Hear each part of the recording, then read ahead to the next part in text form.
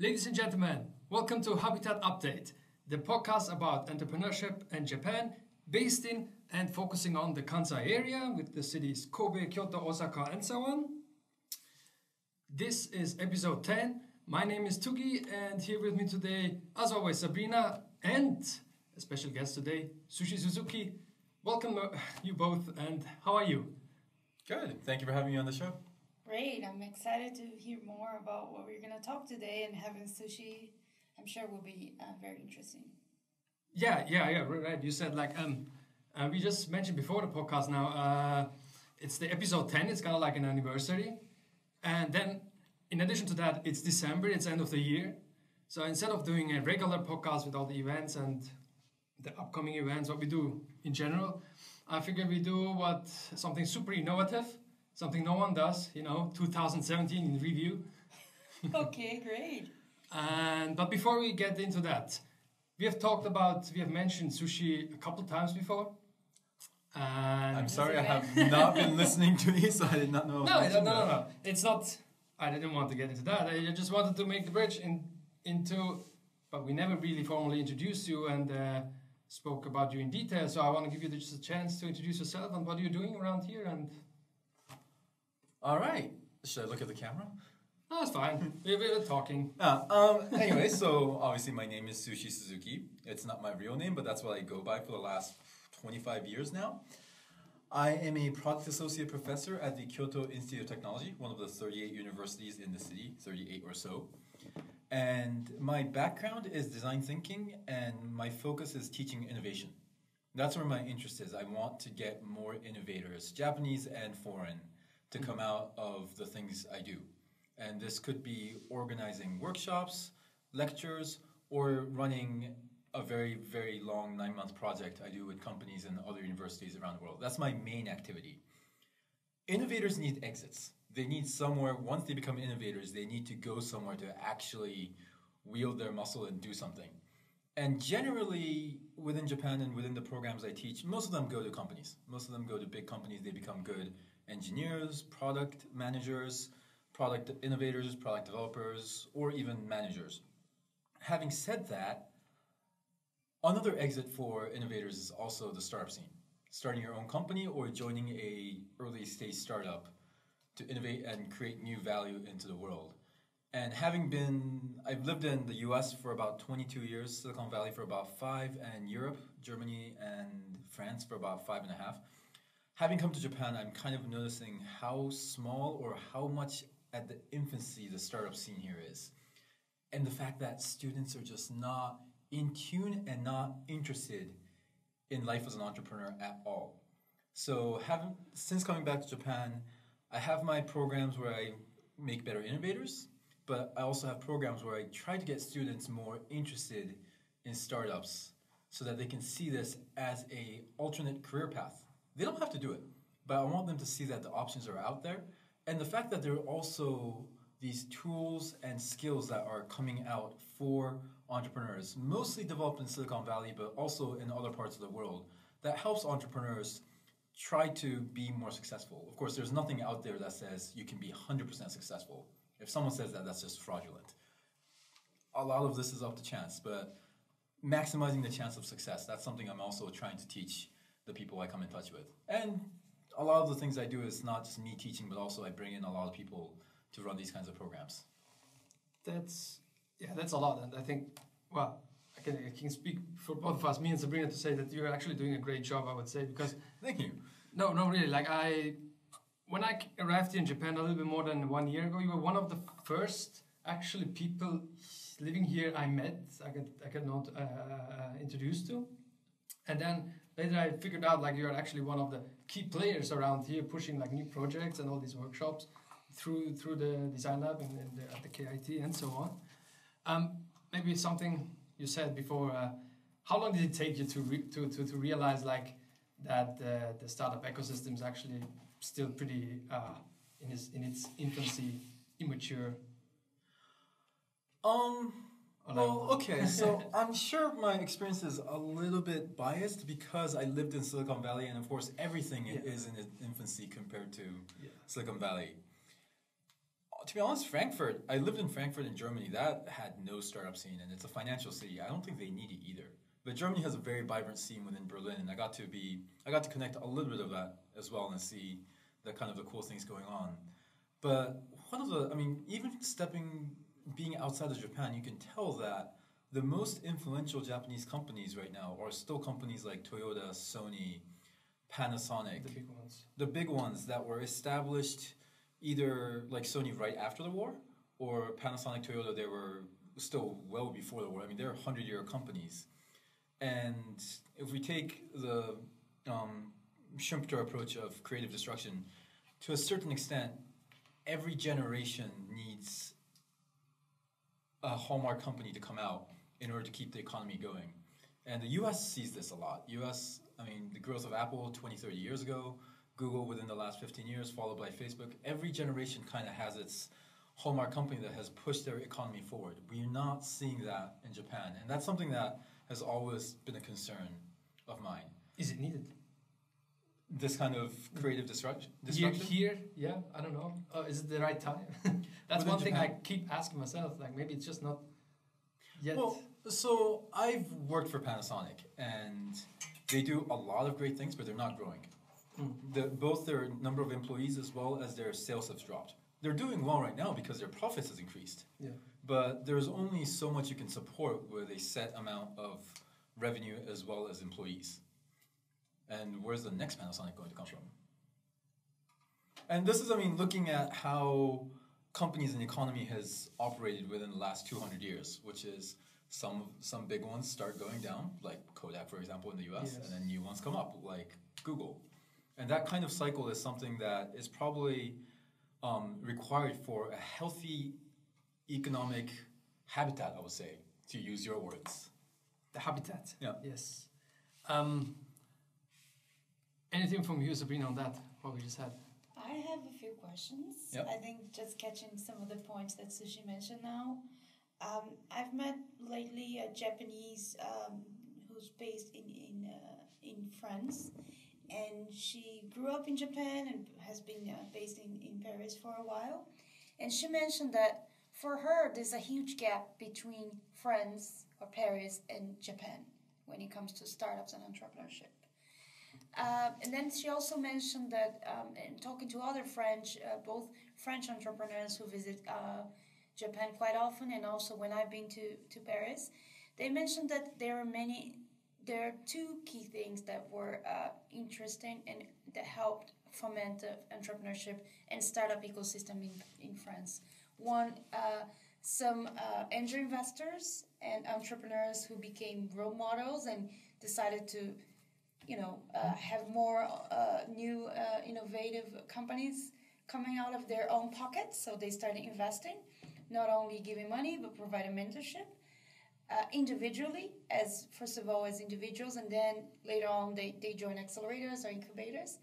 And second, there were some government local policies that helped entrepreneurs to have a chance to try and be a company.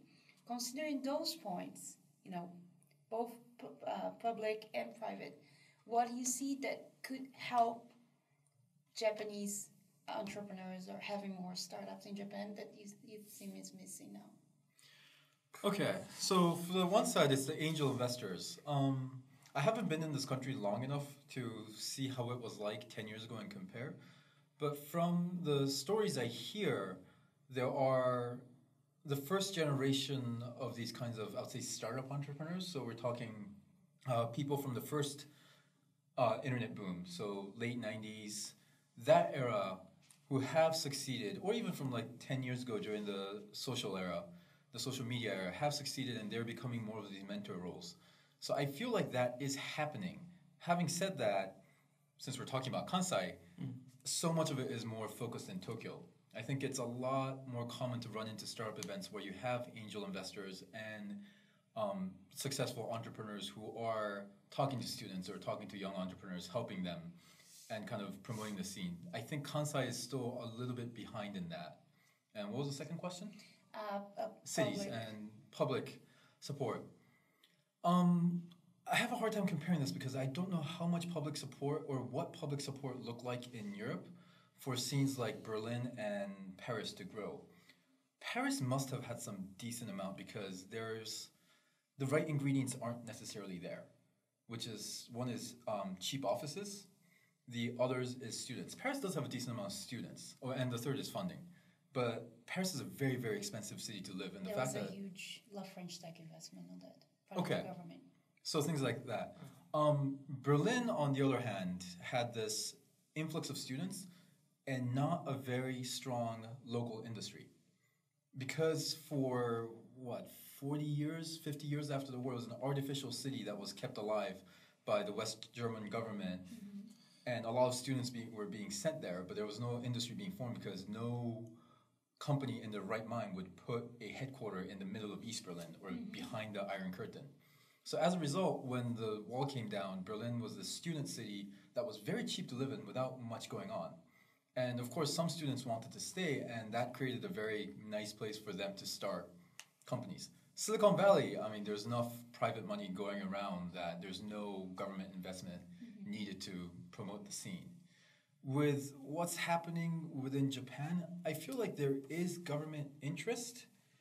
I haven't seen anything in large scale yet, except for maybe the venture capital financing that could come from government entities. With small things, you don't see massive co-working spaces happening yet, or these kinds of massive promotions. And I think this is one of the strengths and weaknesses of Japan is that everything is done in very small scale. And you see that if you go out into Kyoto, I mean, the number of small lots you see even in the center of town, most cities don't have this. Most cities, they end up just collecting all the land and building big buildings. You don't see that here. I've had a really hard time organizing any events over like 30, 40 people because of a lack of space. And of course, there are places in Kyoto where they end up becoming a little bit on the fringes. And in that sense, I feel like a lot of the startup support system is happening at that scale as well. Startup weekends bring in like 20 people. Kyoto has a startup program. Osaka has a startup program, multiple of them. I'm sure, I don't know much about Kobe, but I'm sure Kobe has it as well. It does. But do they attract more than like 20 people, 20, 30 people? Where I feel like these things, if properly scaled and advertised and marketed, could bring in more than 100 people easily. And well, when you have one person speaking, 20 people listening, 100 people listening, it's the same amount of cost. Yeah, that's one thing I realized. Now I haven't been here too long, right? But still, what you mentioned with the people, you tend to see the same faces, the community is small, people know each other, and even like jumping from city to city tends to be the similar group of people showing up and discussing over and over again the same things. Now, which is ridiculous if you think about the fact that the Kansai region is what, 19 million people? Yeah, 20 million people? It's the top. I mean, it's the top 10 mega regions of the world, but it doesn't feel like it when you traverse the startup scene around here. Well, but then you also have the Asian population. Yeah. And also what I read today on Bloomberg Asia, Osaka is one of the main regions that has been in decline in both economic and in Asian. So then it's still very dependent on manufacturing and old industrial expertises that are now, as you mentioned, Panasonic, and we had the case of Sharp and Toshiba, many other companies that are either not growing. Toshiba's not Osaka, but...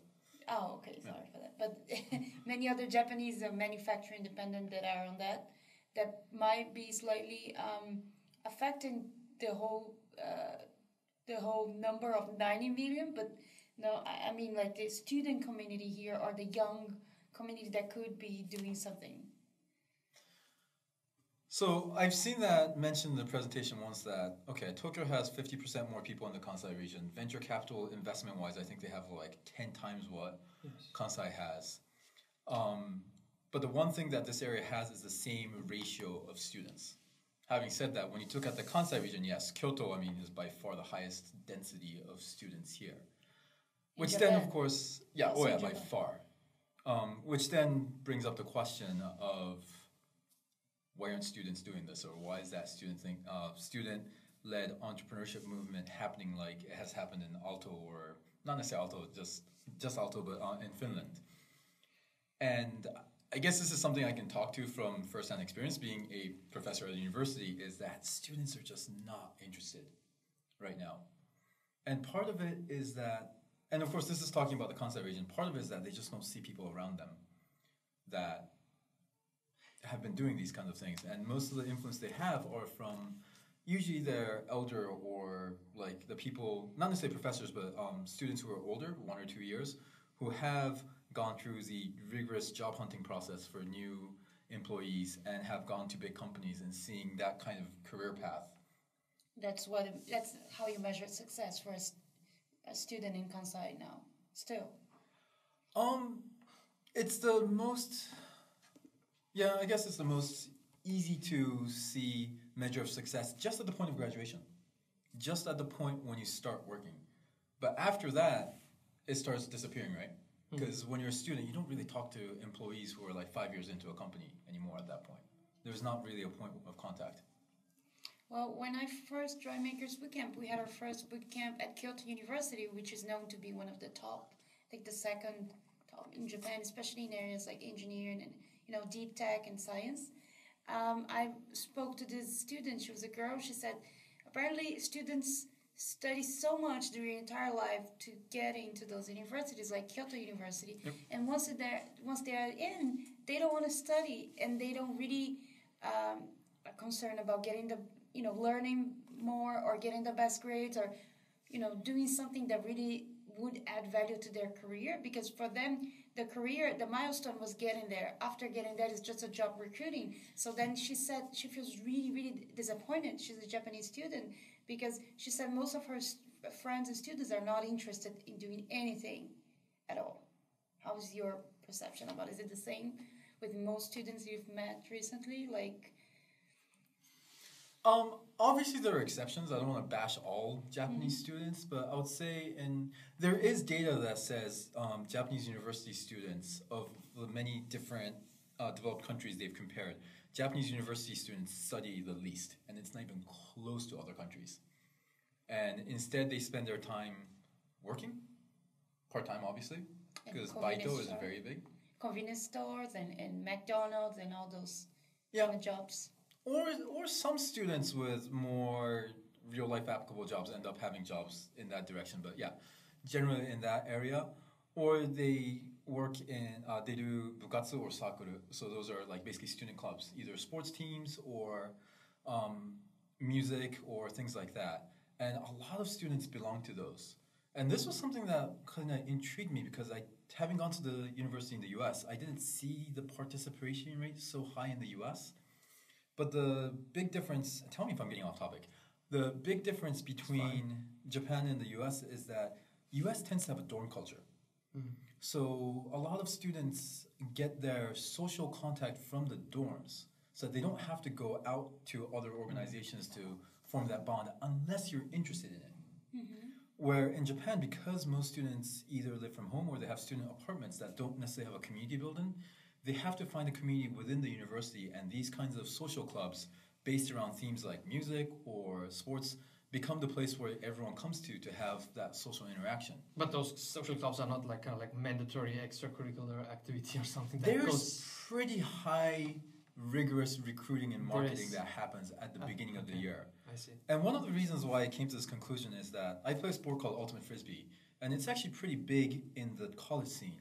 But the amount of people who go from college and actually play afterwards when they're like working or in the real world, the number goes down significantly. And of course, part of it is because Japanese people work too many hours. But part of it is that a lot of people actually aren't that interested in the topic of these organizations. And my students talk about some of the clubs just being like a drinking club, even though they're technically music or something like that. And there are some really weird clubs out there as well. I think there's one pretty big club in my university that studies advertising. Okay. Kind of niche. Well, yeah. Everyone has its needs and interests, right? Yeah. But yeah, before we get... It's very interesting. We can catch up with that at another point. But before we drift too much, let's come back to the efforts. And one thing actually let me build on that. So that is actually one mechanism to get Japanese students interested. Okay. Which is starting a startup club. Yeah, I was thinking, aren't there any startup clubs or anything going on? I mean, there are so many meetups at this point, also regarding entrepreneurship or your business plan, whatever. But are there any? Have you seen anything like that? universities? So a lot of universities with more of management or business focus have had kind of like a business club that's going on. And most of them end up putting their targets on business competitions, where you come up with a business plan, you present it, you get evaluated on it, and you might win money or whatnot. But it's not necessarily a startup club. It's about how well you write the business plan. And from what I understand, most of them, almost all of them, go into execution. It's on that surface level of competing with your knowledge, but not necessarily with your action or with your foot. More recently, there has been some startup clubs forming at my university as well, thanks to Tsubuki Sensei, who started it and now is in Cambodia for a while. I know Ritsumeikan has one, but I've never really come in contact with them, so I don't know how strong or how active they are on it. The most well-known example is in a tiny little school called Sojo Daigaku in Kumamoto, so in Kyushu. And there was one really visionary professor there who rallied the students, managed to put it together, and they've actually gotten student-developed products onto the Kickstarter and have turned it into actual products with the help of the local industry. Cool. Nothing too high-tech yet, but very interesting model, and I'm hoping more of that will kind of start to form as well to get students interested. Doesn't have to be, it's a start, right? It's to get people more interested, and then once you start rolling the ball, and then What's interesting about that university is that it is horribly rated. Almost no student wanted to go there. And just because they graduate from there, there's no promise of getting any sort of employment. So there's this kind of like underdog attitude I sense when I talk to the students there. Where on the flip side, if you go to my university, if you go to Kyoto University, generally, especially nowadays, you're guaranteed a relatively safe spot in a big or medium company, as long as you don't screw around too much during university. Yeah, it's the big names, big brands are still worth a lot here in Japan. Like, if you just can drop names, it's really good. But so, do you think, now looking back on 2017, do you think going forward, or do you think we would need more this would be the right place to activate the students, like through such groups? Or, I mean, we see like this year even, like we had many bigger events. We have like the smaller, all these Monozukuri meetups by Makers Bootcamp every month, basically. We had the Hakosaka event in February, huge thing. And we had like the Seitaikai event. But I feel like even though people are interested, maybe those are a little bit sometimes having the wrong approach, and it feels to me more like I cannot say the word. Advertisement for the organizers, rather than being actually something really helpful for entrepreneurs in the area. I don't know. How do you both see that? Have you experienced that in the Kansai area this year with all the events? I mean, one of the cool events, that's why I liked it so much, is what they did with the startup summer camp, right?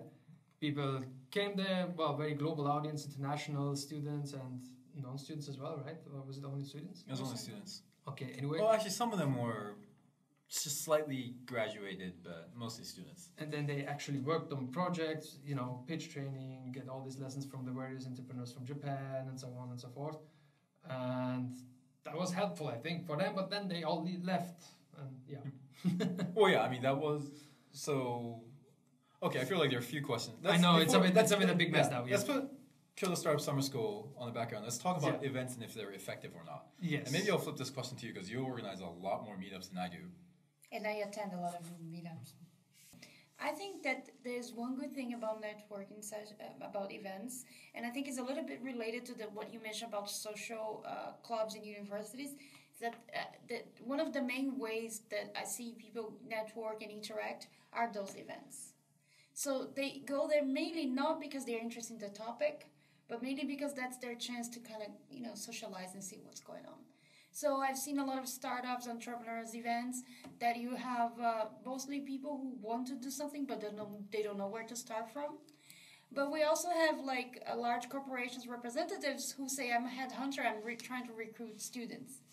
Mm-hmm. So they go to startup events to recruit students for large corporations. And that's very interesting because I didn't know that actually they were so desperate, or even maybe for small and medium enterprises, it's so hard to attract students for their companies. That was one thing. Second, I still see a lot of keywords, especially in English, that will attract audience. So I think that the thing about advertisement, it's not a coincidence. I think advertisement is such a big industry in Japan. It still has its own specificities. With my lack or limited knowledge of Japanese, I noticed some trends that are slightly different from other countries I've been to. But I see there's a lot of focus on keywords, on big names, big brands, and then once you get there, not necessarily you get delivered what you're promised. So most of the events I go because I meet interesting people. I do a great network. I understand who's interested to partner with startups or learn from startups or even hire students. But I still miss the point of what kind of real outcome will I get from this event in terms of content or how it's planned or how it's organized. So I'm trying to not think as Sabrina with my Brazilian background. I'm trying to think as a Sabrina who's learning from the Japanese cultural reality and business, what the purpose of people to be there and how should I try to like connect them and get them feel comfortable to talk to me about what they want to do. So those are more like, those became kind of like to understand the startup ecosystem and who's involved and why they're involved, than actually getting something that I would say is useful as a startup. When I want to get something useful as startups, I go to your events, or I've been recently to a few other events that actually building skills for students or people who want to try something to learn from. So that's my perception. And in that sense, I feel that Kansai is way behind Kobe. Way behind Tokyo. And I went to Kobe, 500 startups event. They were very, very interesting. They had their own program, but they had some open events for the audience. That was very interesting, but all speakers were foreigners. It's interesting. Yeah, the balance between foreigners and locals. And I'm thinking what you said, like, yeah, one of the key elements of meetups and all these things is meeting people, right? That's where people get together and can exchange their ideas and their plans and so on, and find co-founders or start a company. Then many startups start existing at such events. But I'm still thinking maybe the formula for a meetup or such events has to include more. And I'm still trying to figure out what we need here. Do we need kind of like to teach the people more the tools, or I mean, is it enough just to bring them together so they can exchange, but then it's very much on them to actually do something out of it? Okay, so yes, there are a lot of meetup events in this area, and I'm sure there's even more in Tokyo. Are they good? Are they bad? I don't know if that's the right question. I like to see these things as a cost-benefit analysis, both for myself as well as the organizer. And I think for someone coming to the meetup, there's a few elements of it. One is actually the knowledge being imparted by the people who come to speak there. The other is, of course, networking. And if you're just coming to a meetup to get this knowledge, I feel like you can do a better job, to be honest, going on YouTube or getting videos from Slush or other kinds of startup events. Because there's a lot of transportation costs and having to sit through a lot of noise through these presentations as well. Having said that, every so often, I mean, you come across presentations that you didn't even know to search for, and then it will really change the way you think. Yeah. It depends on how much you know. Sometimes this is meaningful. If you know a lot already, it's probably not that useful. With regards to networking, I think a lot of entrepreneurs who are already out there are generally against blind networking. Where you may not know what you find. Like, I think at that point, you know exactly what you have to do so that you go out and find it. And going to these kinds of meetups, unless you know your target people you're trying to find, for example, students to hire or software engineers, etc., these probably meetups are not that valuable for actual entrepreneurs. For people who want to actually become one but don't know much about it, I think it is a great place to meet co-founders or other people who might be able to give them advice. For example, at the last Makers Bootcamp event, I met a couple Doshisha students, international students who were interested in doing something, but they were completely new to it. I'm like, all right, yeah, let's catch up for lunch sometime. And of course, if we weren't both at this meetup, I would never be having lunch with these guys when I come back to Japan next month. So in that sense, yes, I think they're valuable for the participants depending on what you're looking for and what you have. I think the issue with the Kansai scene is that we keep seeing the same people. Yeah. And mentioned before, right? that means there's not enough fresh blood coming in, because ideally this should be one of those, it's kind of like a konkatsu, like a marriage, wedding, like a matchmaking event. If you have people coming to the same matchmaking event over and over, it means that something's not working. Yeah. Ideally, with these meetups, people come to it. Most people probably won't do anything, but some of them actually become entrepreneurs, and then they don't come to the meetup, and they're doing their own thing. And sometimes, of course, the organizers will ultimately pull them in. For the organizers of these events, I'm really curious what they're trying to get out of it. I think a lot of it is a way of justifying spending budget. Yes. In a way that looks like you're doing work, and a lot of times having a high number of people show up, even if it's the same people over and over, is a good indicator that they can go back to their city or their university or the government saying like, hey, we did this, it was a success because we had this many people come and we had this very famous speaker. That's what I mean. It tends to become a show and tell thing, right? A little bit.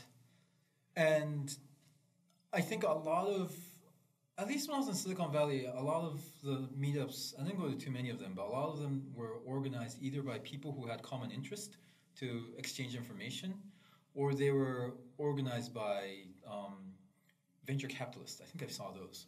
And for them, it's basically deal sourcing to find these kinds of things. But when you're the city government organizing these things, how do you measure the success of it? And is it really that useful? That's to be seen. Also in terms of sourcing, like other people, you keep seeing the same people over and over again. One thing I noticed here is just the information doesn't spread even within the Kansai area. And like, you know, I keep meeting people, for instance, at the Kansai Gaida University, not very in Osaka, not super far. It's not in the city center, but still far enough outside that people don't know what's happening. Like, for instance, at Osaka Innovation Hub, you know, the biggest thing, but they never heard of it, and they are actually attending a entrepreneurship class there. And then I'm like, whoa, so okay, something doesn't work.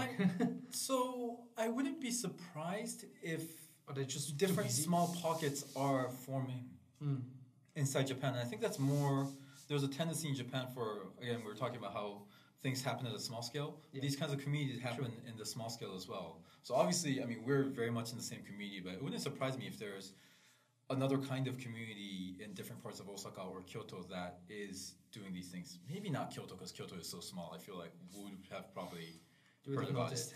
And that definitely happens in Tokyo, from what I understand. I mean, the east-west split in Tokyo is pretty big because the city is so big. As well as there's sort of like prominent venture capitalists that have their communities of people they support, as well as people interested in them, that create these kinds of pockets within the area. So as you mentioned, one community that we are both part. I think you introduced me to Hacker News Kansai. So there was a point I posted a position recently, and they asked, how does it work to teach entrepreneurship? That's one question that was told. So for you as a associate professor, how would you answer that question? How do you actually teach entrepreneurship? Yeah. To be honest, this is still something I'm trying to figure out myself as well, and a lot of the programs I've created have been experimental.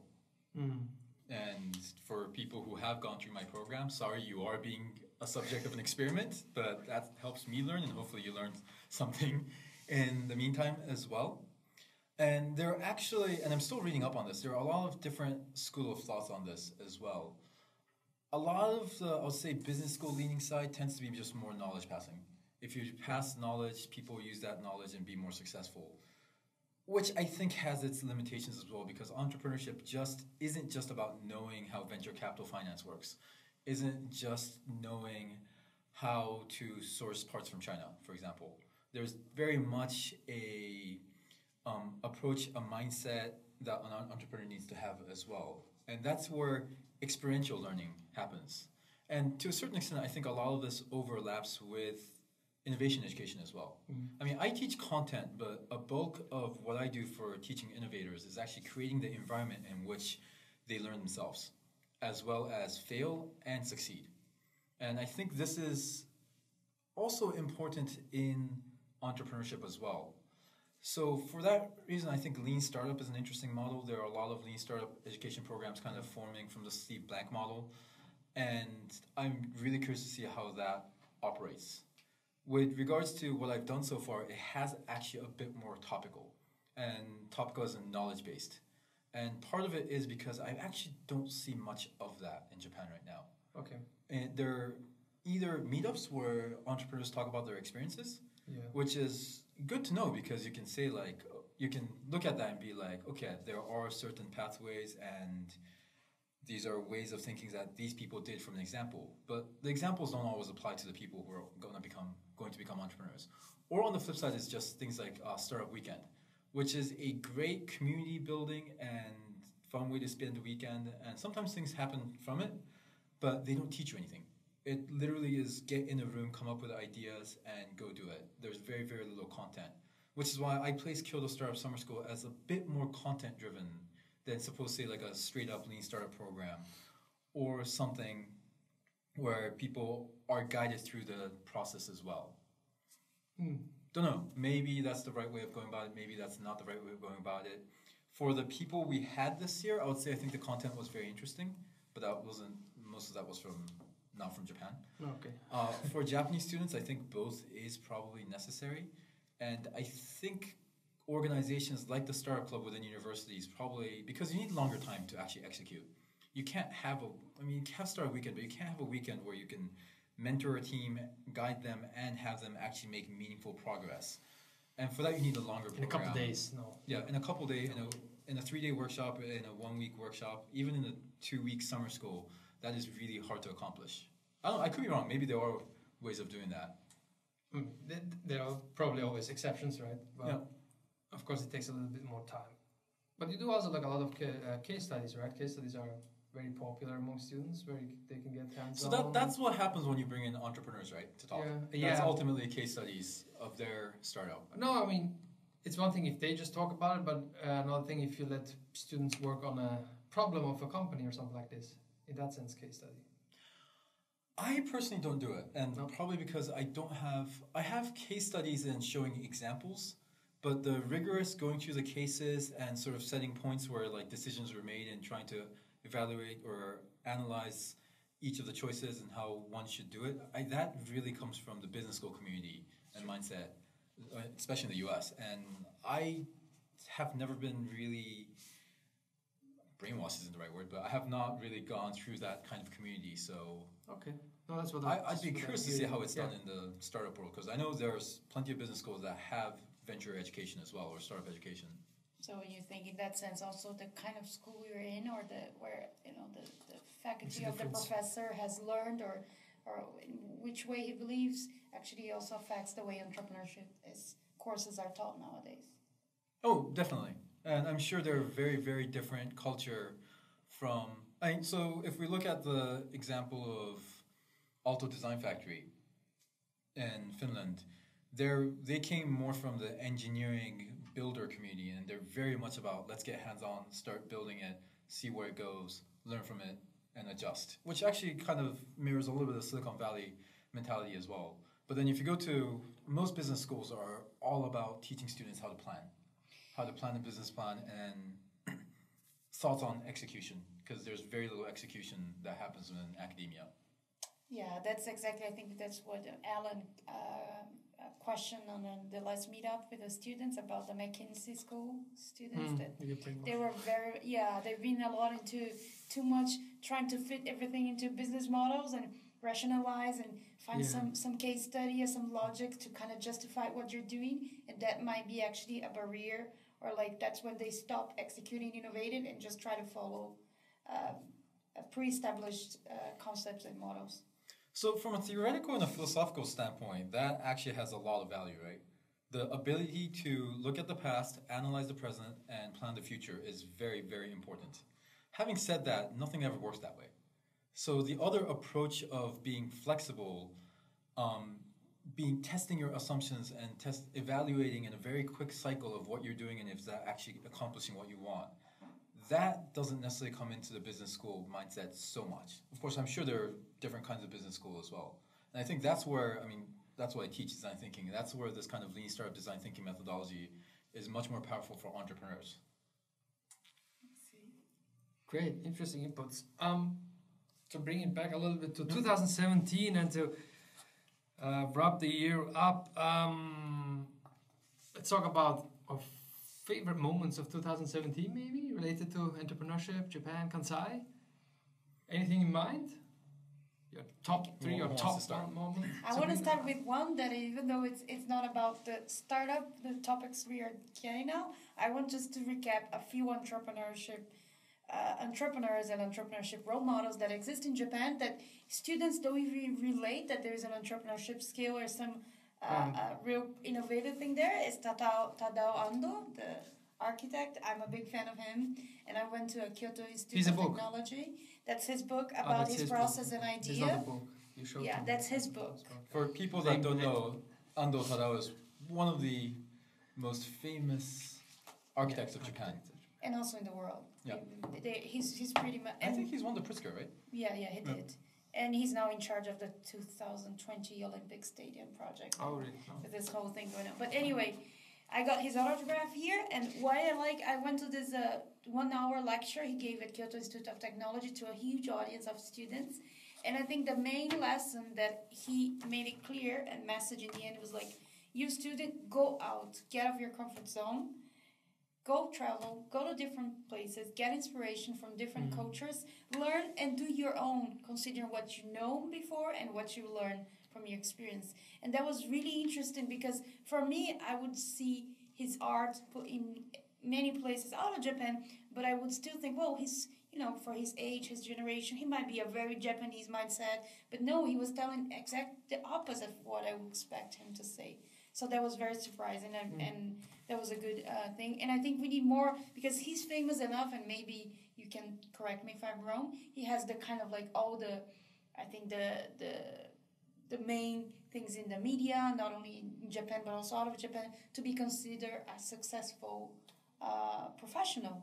So then he was kind of very successful professional. Yeah. And then he was going there and telling people, go and find yourself with your own eyes and make your own conclusions in the end. And that's something that was very interesting for me, and I was happy to be invited by Tsubuki-sensei for that. Did you know that he was a professionally trained boxer? Yeah. Okay. He's crazy. And he was self-taught, never went to school, so that's amazing. I mean, he learned so much of his architecture just traveling. Yeah, that's why he said that. So that was very number one. That was the first thing. Oh, yeah, okay. Yeah. Second one was Monozukuri Hardware Cup. Because that's not only because Makers Bootcamp is involved, but I think it is really a challenge to organize a startup pitch competition in English with judges from overseas. So the language limit or skills will affect the way the judge or the investor will see the startup. So some of the judge could not get the whole picture of the candidates because there was a lack of English or pitch skills. So I think some of what we spoke today is very important. And second, because they had the chance to win a trip and go and visit both New York and Pittsburgh. And even though they are in the same region, they have totally different environments, and they realize they are different ecosystems that are totally different than the Silicon Valley. So I see in Japan there's a lot about keywords and name. Everyone likes to say the Silicon Valley. And it is a good model. It is the main one, so of course. But I think there are many other interesting references and lessons and exchange that could be done with different hubs of startups. And that was a good moment for me. And seeing afterwards what the startups mentioned after the visiting the Global Hardware Cup in Pittsburgh. That's interesting. Will any of the past? I mean, so you will have a next Monozukuri Hardware Cup Japan at the Hakosaka event in February 2018. Do you plan to bring maybe back any of the previous experiences, any of the participants which went to the States to speak about it? They already done. Plan Robotics, that's from Osaka. They already went to 1 or 2 events and spoke about it. So it was very interesting. And then the other two were from Tokyo, Bakso and Kyu Laser. Okay. But I'm not sure if they want to be able to come for Hakosaka. But Plain Robotics should be there at least. They are usually on those Maybe events. like as experience as mentors for the next ones, That's how we experience. Yeah. That would be a good way. So, okay, having moderated that panel discussion with, I forgot his name, from Pittsburgh. And Jeff from Pittsburgh, as well as Nick from Bristol. It was actually very enlightening to see other models of entrepreneurship where the city is involved, as well as the, not so much the university, but a little bit of the university and, of course, the local players as well. And I think Japan has probably a lot to learn from those communities, not necessarily from Silicon Valley. I don't think Silicon Valley is copyable just because of, Silicon Valley has what, like 3-4 times the total amount of investments than all of Japan, and it's a region of 10 million people, so half of the Kansai region. I don't think you're not going to build up to that, and I'm not even sure if that should be the end goal. Having lived in Silicon Valley, I know the good side of it, which is where a lot of these technologies and cool things come out, but the dark side of it as well, of just things are so market-driven and housing prices are ridiculous. Me personally, I'm actually really interested in learning how the Israeli model works. Because you hear a lot about Israel being like a startup nation, and there's a book with that title, and being a very active hotspot for it, but I don't know so much about how the internal operations of their startup scene works. And I know that's different from Finland, that's different from Silicon Valley, and it's probably not the same as Bristol or Pittsburgh as well. You might hear more about it because I think if you might have heard that the Kinki Kansai Regional Industrial and Economy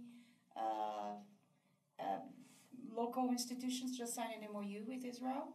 So they are really working on partnerships. You might hear more about startups from Israel coming here, and maybe you get the chance to learn directly from them to hear what they want to say. And there's a good chance I will be going there in May next year. Okay, so great. Complete for personal reasons, but I'm going to tack on some But visits. maybe you can come back and tell us later what you learned. Yeah. Well, let's move on. Do you have anything else? Or how about you, Sushi? What would you say? 2017, your favorite moment? Well, so obviously she was mentioning things that were personal to her, right? So for me, it can be. With regards to entrepreneurship, it has to be Kyoto Startup Summer School because yes, we started in 2016, but that was 2 days and we had about 10, 11 students. We scaled it up much more to a 3-week or 2-week or 3-week program, depending on how you came into the program, with 30 participants, just under 30, and actually it was more than 30. When we started doing it, it was like, okay, we're going to create this massive program. Are people really going to dedicate their time? Are people actually going to come? And sure enough, when we opened the pod, it was like, okay, we have 199 applicants from 50-some countries. It's actually amazing. This huge. And I just couldn't believe that because where did people find this stuff? But you went on a little bit on a tour and talking to various people in Europe. Not in the countries where most of the people came from. Really? Yeah. And we got lucky because there are apparently websites that aggregate or an aggregation of summer programs. And we got listed on a couple of those, and that's where it reached a lot. But to a certain extent, have you ever watched the movie Field of Dreams? Maybe. This famous quote in there, if you build it, they will come. I see. Unfortunately. It's been used in Asia, so it's been used in Asia in many places. Yeah. I've heard. If you build it, they will come. Yeah. The bigger challenge of it is the fact that we were originally expecting about maybe 40-50% Japanese. 199 applicants, 5 Japanese applicants. Wow. And few of them came because they actually got units from my university. Wow. So worldwide, students are interested in entrepreneurship. Within Japan, the interest level seems very low still.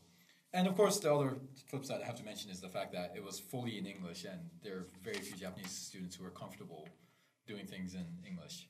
And besides, of course, now I'm talking about the sales program, it was actually really cool having 14 different lecturers and workshop facilitators do all the different sessions, because part of what I want, my goal in creating that school was for students to have an awesome experience connecting with each other as well as learn. But it was also an opportunity for me to learn as well from all the different people that came. So to a certain extent, I'm sure there's an element of this is a school I wanted to attend when I was part of a startup a while back. And to be honest, the community that formed with all the students that came from abroad, that was really, really cool. And I'm glad to see that we were able to get that going. And to that, I have to give out a special thanks to Anya from Stanford, who came to do the first 3 days of design thinking session and did a fantastic job building the community up so that everyone was friendly and able to do teamwork. Yeah. It's great, and the people are actually still in connection and talking to each other. Like we have a Facebook group, right? And that Facebook group is still active. Yeah. Meeting, they're visiting. Like they're one visiting of the startups that Hope Light Power. I invited Nicholas to go to the startup weekend, right? That was right after the summer school. Yeah, they just made recently a post. He got one of the students from Kyoto Summer School went to visit him in New York. So that's really cool. Any chance you might see something similar next year? Oh yeah, we're definitely planning for 2018. Okay. Right now, we're starting a little bit earlier, so hopefully the announcement will be made soon. How long did it take you to plan and do this year's edition? I think there were a lot of learnings involved, right? Yeah, I mean, I feel like we really got moving in February. Okay. That's when Subic Sensei and Joey was also very much a core member of it. And he did a fantastic job basically doing outreach and finding all the students that come in. Luckily, he's still working with us. I would say, the application was definitely late last year. I think a lot of people had summer plans by the time the application came out, so we're hoping to move that earlier. This year is going to be a straight-up 2-week program.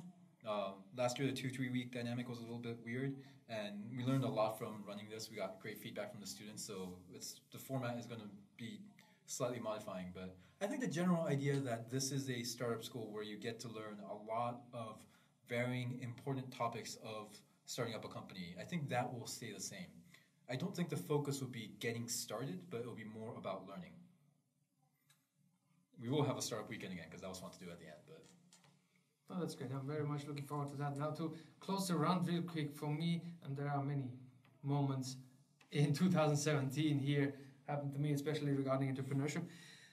One thing I want to mention is we started doing this podcast, right?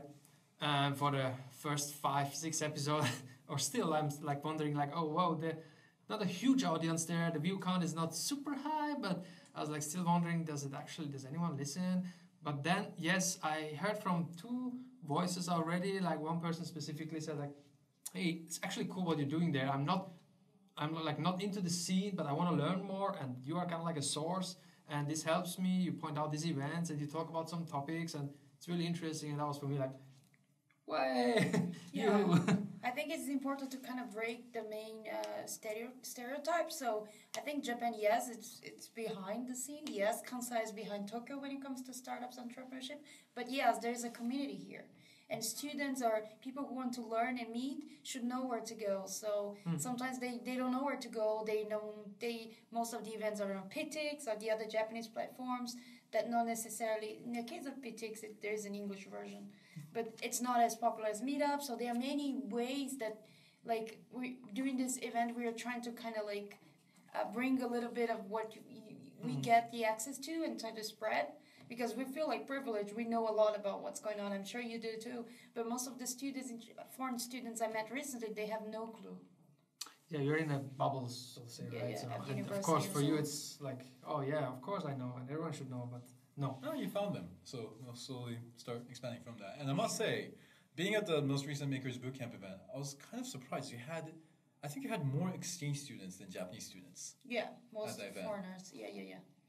But it's basically one student came before, and then he has a startup idea, and then he brought friends, and then the whole thing towards the university environment gets, we are trying to bring, that's the main idea. We want to get more students getting out of their comfort zone, which is in Japan, the university area. So once they come and they, get a Doshisha student to meet a Kyoto Institute of Technology student, if I get there to talk 5 minutes, I'm happy with that. And Kyoto University, so it happened.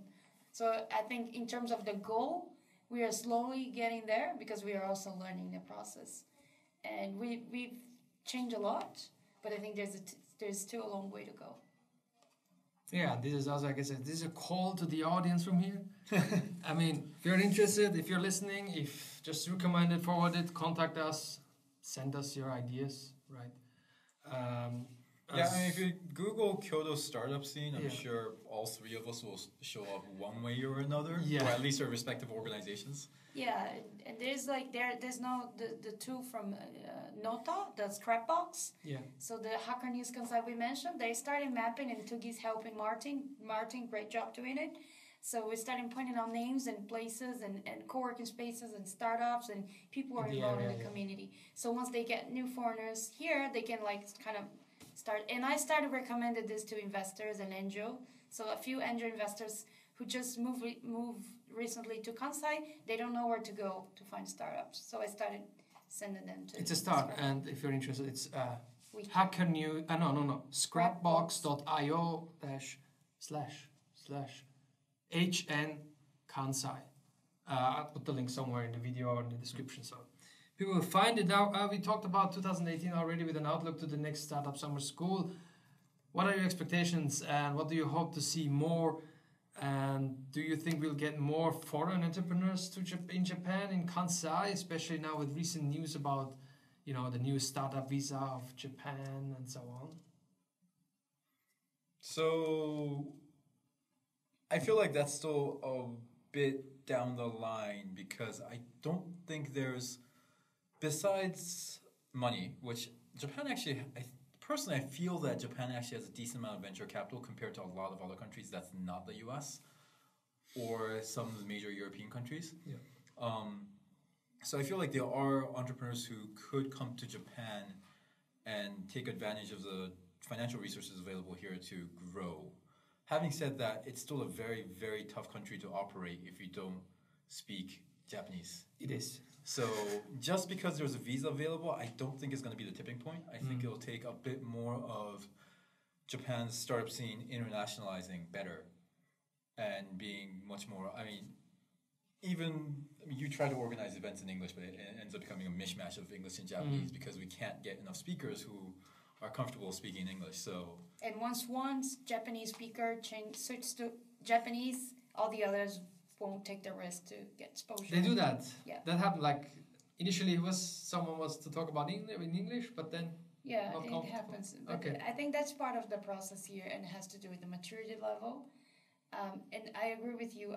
And money is not only the only thing. It is very important. It is actually the basic stuff, but there are so many other points that still, we have dots. We just need to start connecting the lines there.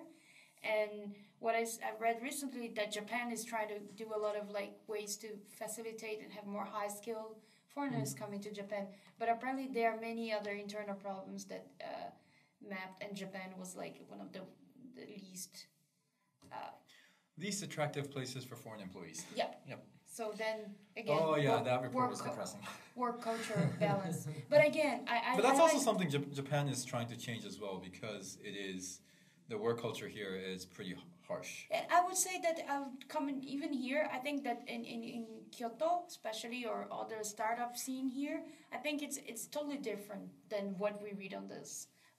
I think it is alarming. Well, that report was focusing on Japan as a country to work in, not necessarily. But that's just startups who are considering, or as entrepreneurs who would like to come here, that they need to know that they are people like us surviving and we are not dying from extra work. So Yeah.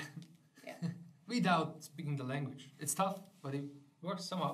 And since we're talking about students, I feel like maybe the first step isn't to bring entrepreneurs from the outside, is by supporting the exchange students who come to Japan, because they're already interested in Japan. They're getting a better understanding of the culture and maybe the language as well. And I was just doing a back of the head calculation.